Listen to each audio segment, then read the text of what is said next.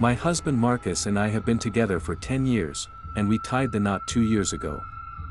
We just moved into our first house together not even a month ago, and things honestly couldn't have gotten off to a worse start. We relocated to a quiet inland town in North Carolina called Darlin's Rest. That's all I'll say to avoid any further trouble.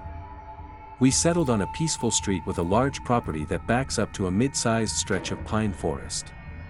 That backyard view was one of the major selling points for us. We've been planning to adopt a dog and eventually start a family, so the space for kids and pets to play was perfect. Our work schedules are nearly identical. I usually get home around 5 p.m., and Marcus comes home about an hour later. The first 2 nights in the house went completely smoothly. It was the weekend, so we spent nearly every waking moment unpacking. But Monday night, that's when things turned strange. We had just gotten into bed, lights off for maybe 20 minutes, when music started blasting from the backyard. Our neighbors on either side are spaced far enough away that we wouldn't mistake their music for being in our yard. No, it was definitely in our yard. But it wasn't party music.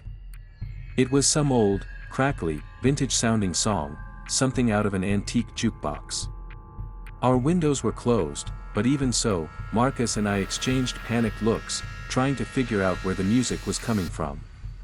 He opened the window beside our bed, and the tune was instantly clearer. It sounded like something from the 1940s. After Googling the lyrics later, we found out it was "Who's Afraid of the Big Bad Wolf" by Henry Hall. Weirdly cheerful, but in that moment, playing loudly from the woods behind our home, it felt deeply unsettling. We were still getting used to the house and assumed there had to be a backyard light switch somewhere. Marcus ran downstairs to the back door and flipped the switches beside it. One of them turned on the yard lights. Nobody in sight. He opened the back door, and the song got louder. But standing out in the grass, he realized the sound wasn't coming from the yard, it was coming from the woods. He stood out there in the dark as the song finished. Then, silence.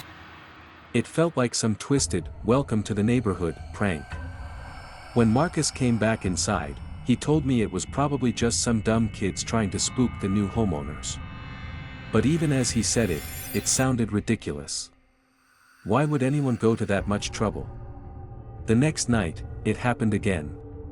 Just a few minutes after we turned off the bedroom lights, more music started blaring. This time it was even louder, and the song was that deeply creepy "Tiptoe Through the Tulips" that everyone's heard at least once. We locked eyes again, this time with real fear. We had hoped it was a one-time thing.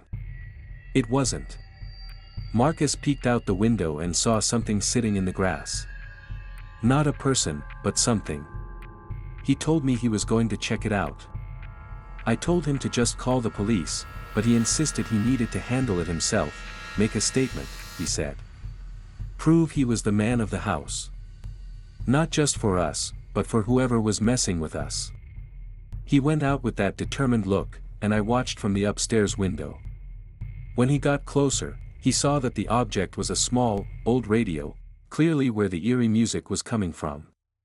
He turned it off, held it up toward the window, and shouted that someone must have left it there to freak us out. That's when things spiraled. I screamed his name to run.